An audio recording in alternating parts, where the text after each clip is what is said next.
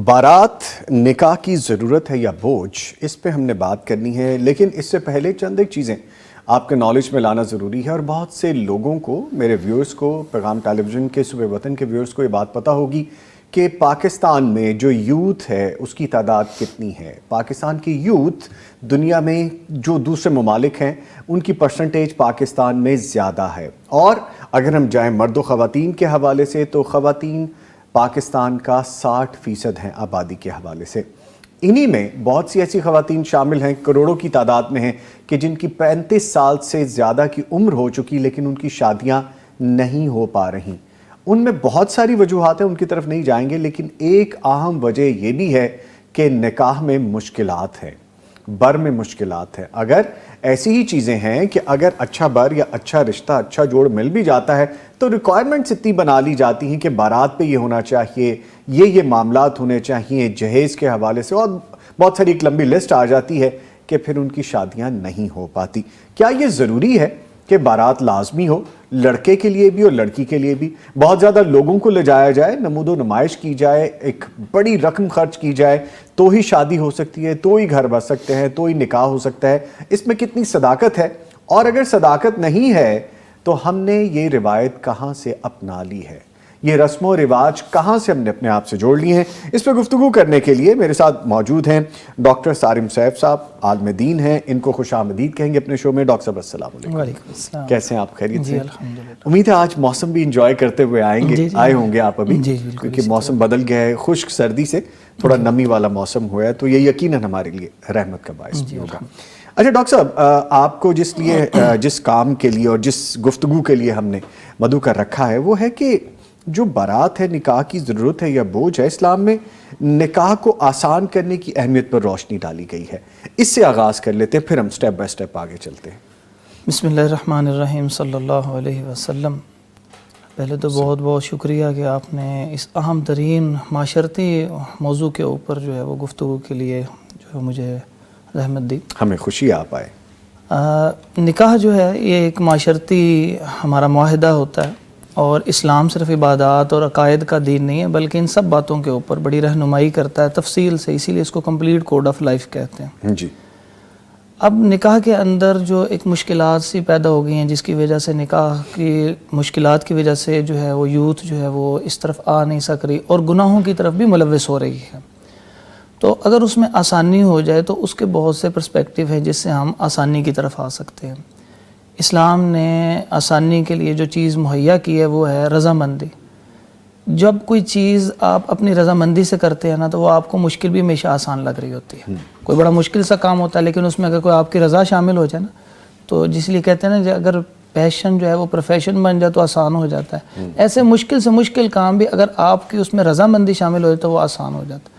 तो माशरे के अंदर जो है अल्लाह रब्बुल इज़्ज़त ने आसानी के लिए निकाह करने वाले दोनों अफराद के लिए ये कहा है कि इनकी रज़ामंदी ज़रूर है। जब वो रज़ामंदी होगी तो उसमें उनकी ज़हनी आसानी भी आ जाएगी। एक तो ज़हनी आसानी जी, एक है जो माशरती जो कुयूद लगाई जाती हैं, मुख्तलिफ़ किस्म के उनके ऊपर पाबंदियाँ सी लगाई जाती हैं। इन पाबंदियों के हवाले से यहाँ पे इस्लाम कहता है कि जो इजाफ़ी रसूमात हैं उनको ख़त्म किया जाए। इस्लाम में एक ही रस्म जो है बाकायदा रस्म के तौर पर निकाह के सरमनी के लिए है, वो है वलीमे की रस्म है। अगर हम उसी को एम्फसाइज़ करें, उसी को फोकस करें और उसके अंदर भी इसराफ से परहेज़ करें तो ये निकाह जो है वो एक आसान बन जाएगा हमारे लिए। ठीक है। मुझे पता है आप बहुत कुछ बताने वाले। यूथ के हवाले से हम थोड़ी सी बात कर लें कि हमारी आबादी का एक बड़ा हिस्सा, करोड़ों की तादाद आ जाती है कि उसमें यूथ है, और फिर उस यूथ के हवाले से जैसे आपने कहा, ऑल्दो कि उससे रिलेट करेगा ये बाकायदा कंसर्न, ये पॉइंट नहीं है। निकाह को आसान करने की ज़रूरत पे हमने बात की। हमने कहा कि गुनाह की तरफ इसलिए यंगस्टर्स ज़्यादा चले जाते हैं कि निकाह आसान नहीं है। کیوں آسان نہیں ہے؟ کیا اس میں صرف بارات کا ایلیمنٹ ہے؟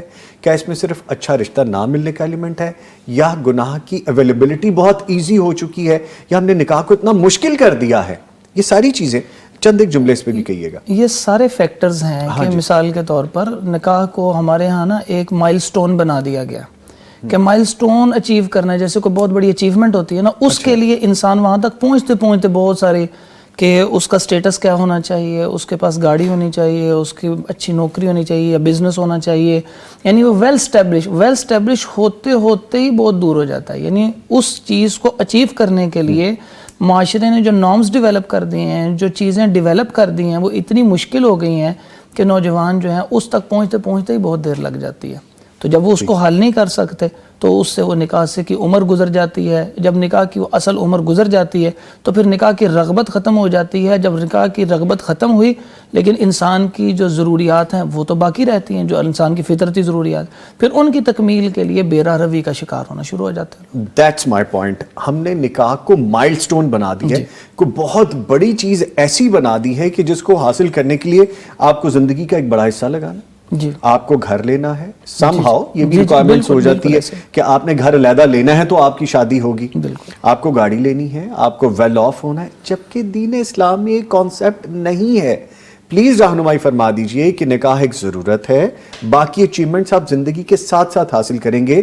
جیسے آپ کے پیرنٹس نے زندگی کے 40-50 سال بسر گزار کے محنت کر کے جو حاصل کیا ہے، آپ کیسے سوچ سکتے ہیں کہ ایک 20-22 سال کا لڑکا وہ پہلے سے حاصل کر لے گا اور پھر شادی ہوگی؟ Please on it. یہ ایک تصور کر لیا گیا ہے کہ اس کے لیے پہلے الگ سے گھر ہو یا وہ اپنے تمام اخراجات کو پورا کرنے کے قابل ہو. بالکل کرنا چاہیے، لیکن اس کا مطلب یہ نہیں ہے کہ نکاح کی سنت کو تاخیر کا شکار کر دیا جائے. اب اگر ہم یہ سوچیں کہ اگر اللہ رب العزت ایک بیٹی اور دے دیتا ہمیں تو کیا ہم اس کے اخراجات اٹھاتے کہ نہیں اٹھاتے؟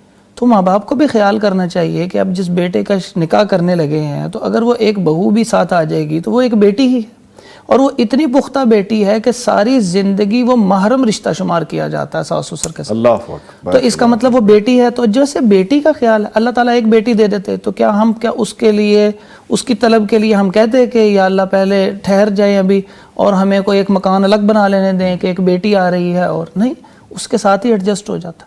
تو اس لیے نکاح کو آسان رکھیں. یہی رسول اللہ صلی اللہ علیہ وسلم کے زمانے میں تھا. سیدنا علی رضی اللہ تعالیٰ عنہ سے نبی صلی اللہ علیہ وسلم نے کوئی ڈیمانڈ تو نہیں تھی کی. ابو العاص رضی اللہ تعالیٰ عنہ سے ڈیمانڈ نہیں کی تھی. حضرت عثمان رضی اللہ عنہ سے کوئی ڈیمانڈ نہیں کی تھی. اسی طرح باقی صحابہ سے بھی کبھی کسی نے ان کے سسرال والوں نے ڈیمانڈ نہیں کی. پہلے مکان بناؤ، پہلے یہ سب چیزیں کرو، پھر اس کے بعد آپ کو جو ہے وہ رشتہ دیا جائے گا.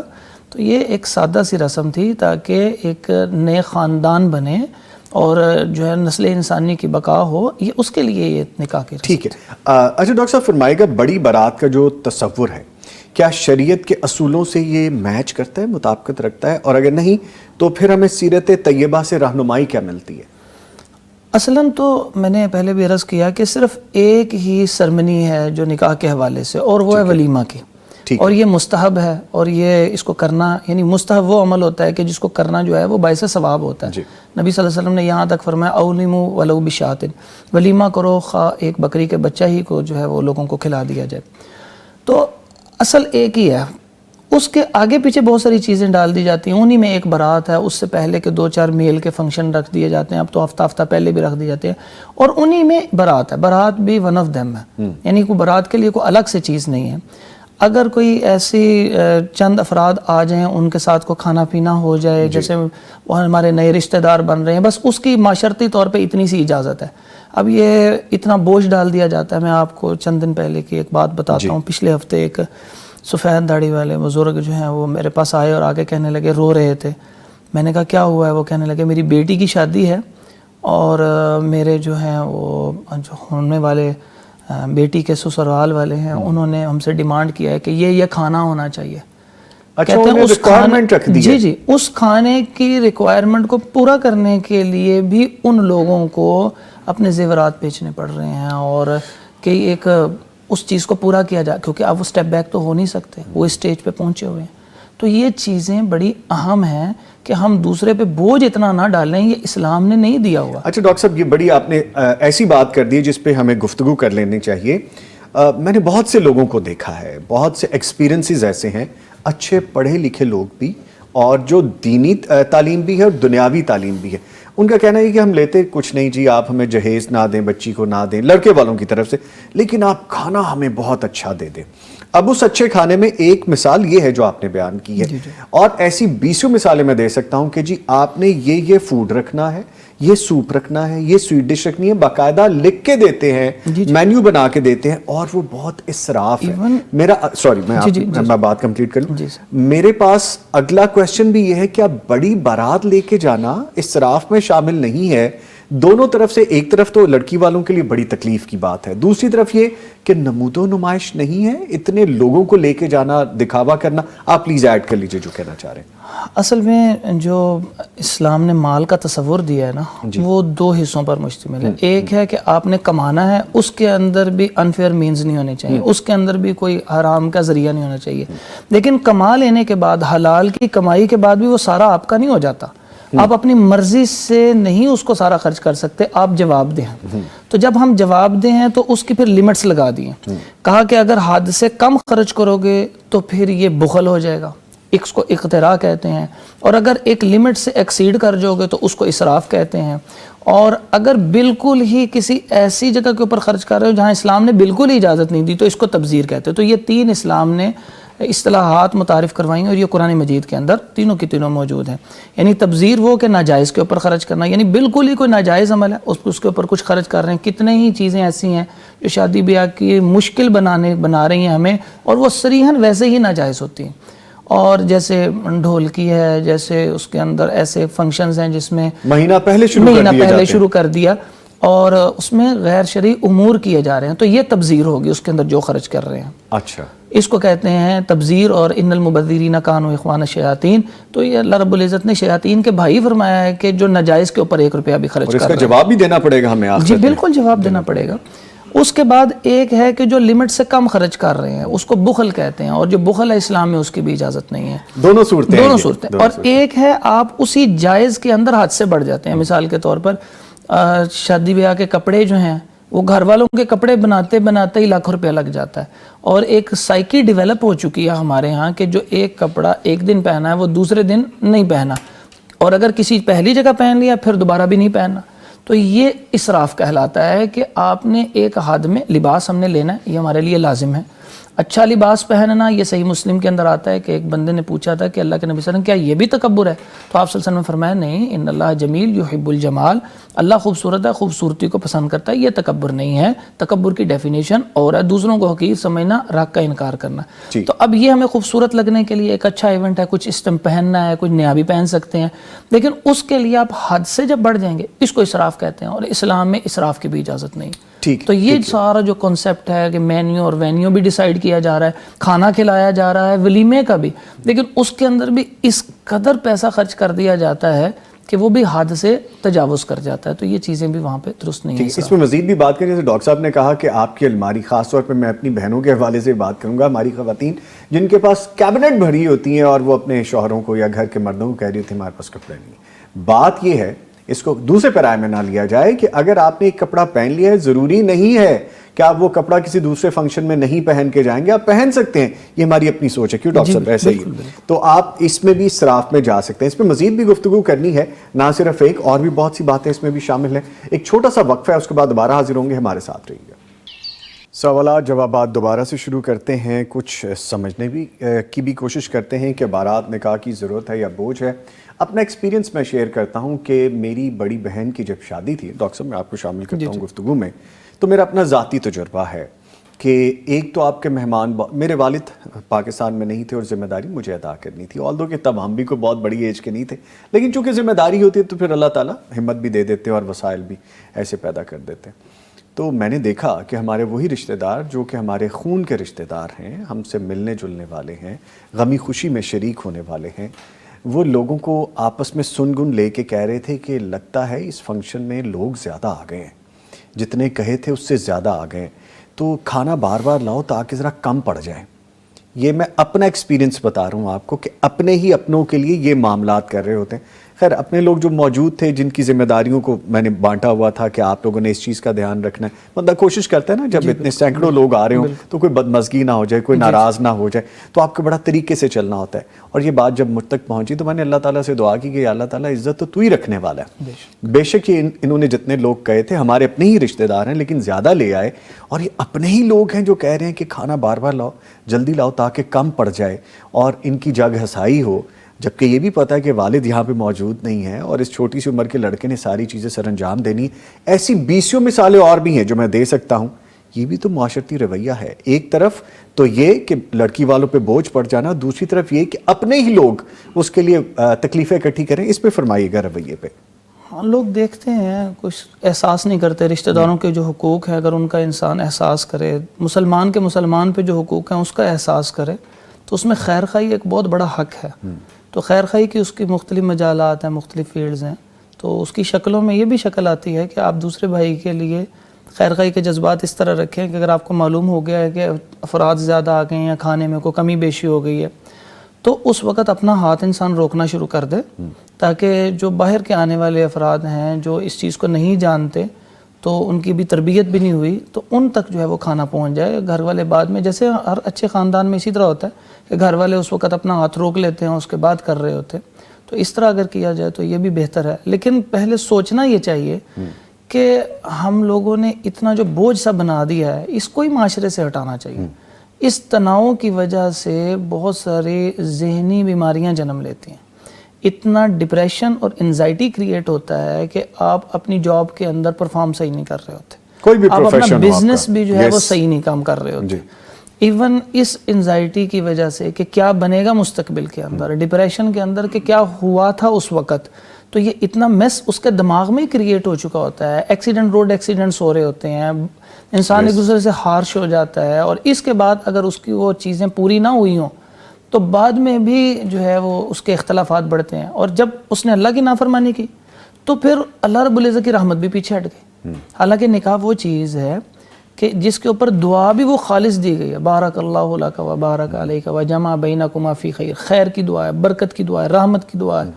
تو وہ رحمت اور برکت کے جو اسباب ہیں ان کو دور کر دیتے ہیں, اور پھر ہم اللہ تعالیٰ سے کیسے پھر وہ خیر کی امید رکھ سکتے ہیں. اچھا ڈاکٹر صاحب یہ بات بڑی اہم ہے یہاں پہ.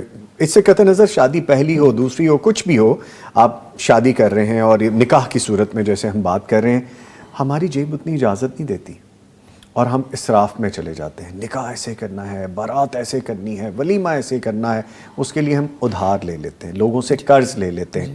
کبھی کبھی مجبوری بھی ہو جاتی ہے. خواتین یعنی اگر بچیوں کے والدین کا ہم ذکر کریں تو ابھی پہلے سیگمنٹ میں ہم نے بات بھی کی ہے اس پہ, تو اتنی بڑی ایک لسٹ تھما دی جاتی ہے جہیز کی صورت میں, یا پھر کھانے کے حوالے سے ہم اتنے لوگ لائیں گے تو بھی آپ کو قرض لینا پڑتا ہے, اور وہ قرض بھی وبال جان بن جاتا ہے. ان دونوں صورتوں میں شریعت کیا رہنمائی کرتی ہے؟ آغاز میں ویسے آپ نے اس کے بارے میں کہا ہے, شریعت کیا رہنمائی کرتی ہے؟ جتنی چادر اتنا آپ کر لیں, یا اگر مجبوری بن جائے تو کس حد تک جا سکتے ہیں؟ دیکھیں, جب اصول تو وہی ہے کہ جو پہلے ذکر کیا ہے کہ ان تمام رسومات کی اصلاً اجازت ہی نہیں ہے, اور اگر آپ کر رہے ہیں اپنی پرسنل ول کے ساتھ کر رہے ہیں تو اپنے اوپر بوجھ نہ ڈالیں. تیسرا, حد اسراف کے اندر نہ چلے جائیں. اسراف اگر آپ کریں گے تو پھر بوجھ آپ کو پورا کرنا پڑے گا. چوتھی چیز یہ ہے کہ آپ اتنے مجبور ہو جاتے ہیں کہ دوسرے کی ڈیمانڈ ایسی ہے کہ اب وہ بہن ہے, بیٹی ہے, اس کی شادی بھی کرنی ہے اور آپ ذمہ دار بھی ہیں, تو وہ کہاں سے کریں گے؟ پھر لوگ وہ قرض لے لیتے ہیں. اب اس قرض کو ادا کرتے کرتے زندگیاں بیت جاتی ہیں. تو ان چیزوں سے بچنے کا وہی حل ہے کہ انسان جو ہے وہ اتنا کام کرے کہ جتنی اس کی جیب ہے. ٹھیک ہے. اور اگر کوئی ایسٹس بنے ہوں تو ایسٹس کو ختم کر کے آپ کر لیں, قرض نہ لیں. کیونکہ نبی علیہ الصلوۃ والسلام کی قرض کے بارے میں ایک حدیث ہے کہ یہ جو قرض ہوتا ہے نا, یہ پہلے جو ہے وہ ابتدا جو ہوتی ہے نا اس کی لڑائی سے ہوتی ہے. یعنی جس وقت آپ اس ڈیمانڈ کریں گے تو اس کا حق ہے, تو وہ ڈیمانڈ کرے گا, بڑے سخت الفاظ میں کرے گا, تو پھر وہ کیا کرے گا, وہ جواب دینے والا یا اگر جواب دے گا تو لڑائی شروع ہو جائے گی. ٹھیک ہے, ٹھیک ہے.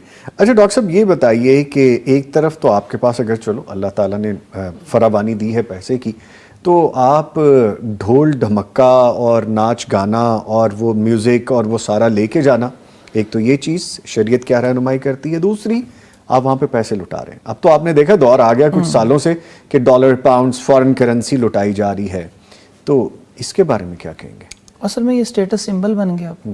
3 چیزوں کے بغیر اب شادی نہیں ہو رہی. پہلی چیز جو ہے وہ میوزک کے بغیر شادی نہیں ہو رہی، سینٹرلی میوزک ہوتا ہے. دوسرا اختلاط ہوتا ہے، یعنی کو سارا فنکشن ہوتا ہے اور کوئی ڈیوائڈر نہیں ہے، کوئی بچنا بھی چاہے تو وہ نہیں بچ سک رہا. اور تیسرا یہ جو آپ نے ذکر کیا کہ وہ جو پیسوں کا پھینکنا اور یہ شو آف ہے جو ہے، تو یہ تینوں کی تینوں چیزیں اسلام میں قطعاً جائز نہیں ہیں. جہاں تک میوزک ہے وہ تو اس کو کبائر کے اندر شمار کیا گیا ہے. صحیح بخاری کی روایت ہے یستحلون الحر والحریر والخمر والمعازف، یہ ان 4 چیزوں میں سے ہے کہ جن کو قیامت سے پہلے انسان کا رویہ یہ ڈیولپ ہو جائے گا انسانوں کا کہ اس کو حرام نہیں حلال سمجھ کے کرنا شروع کر دے. بڑی پیاری آپ نے بات کر دی اور مجھے یہاں پہ ایک نقطہ مل گیا. ایک تو لٹانے والا ہے، ایک لوٹنے والا ہے. اس میں دونوں طرح کے لوگ شامل ہیں، جو ویل آف بھی ہیں، جو اس فنکشن میں آئے ہیں، صاحب حیثیت ہے، وہ بھی مٹھی بھر کے چلو آرام سے جیب میں رکھ لیں جسٹ فور فن، یا ضرورتاً بھی اٹھا لیا. ایک تو یہ، دوسرا وہ بچے یا وہ لوگ جن کی ہم تربیت یہ کر رہے ہیں. ہم سوشل میڈیا پہ دیکھیں ایسی کئی مثالیں موجود ہیں، ہمارے بچے بھکاری بن رہے ہیں، ہم لوگ بھکاری ان کو خود بنا رہے ہیں. یہ اسکول آف تھاٹ کیا ہے پھر؟ وہ جب پیسے پھینکتے ہیں نا، کچھ لوگ تو اپنا شو آف کر رہے تھے اور کچھ لوگ کہتے ہیں یہ غریب اٹھائیں گے. اگر غریب بھی اٹھائیں گے تو کیا غریب کو اس طرح دینے کا حکم ہے؟ آپ کے پیروں میں سے آ کے اٹھائے گا، رہے ہیں. کتنی تضحیق ہے. اور دوسری بات یہ ہے کہ اسلام جو ہے کسی کی عزت نفس کو متاثر نہیں کرتا. دائیں ہاتھ سے صدقہ کرو تو بائیں کو پتہ نہ لگے، خاموشی سے کریں. اور دوسرا وہاں پہ سب کے سامنے اس انداز سے جیسے کوئی فقیر ہے کر رہے ہیں، تو یہ چیز نہیں ہونی چاہیے. تکبر کی بھی علامت ہے، بالکل تکبر کی علامت ہے. اور آپ کو پتہ ہے نوٹ پہ پاکستانی کرنسی پہ لکھا ہے رزق حلال عین عبادت ہے.